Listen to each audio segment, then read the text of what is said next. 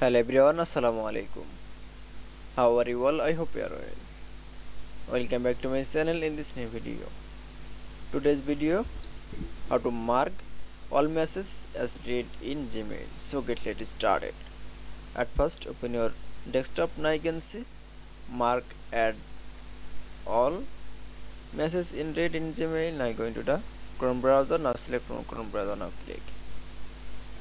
Now open the Chrome browser. Now click. Open the now show the new interface. Now click from Gmail.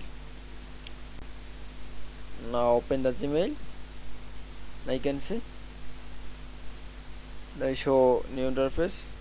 Now mark all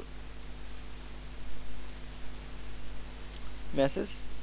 Now I'm going to the three dot option. Now click from more option. Now click from mark all as read. Now select from tick mark. That it's. Now you can see now select from all mark in message in the NSOS important and NSOS work. Now click from I choose from delete option.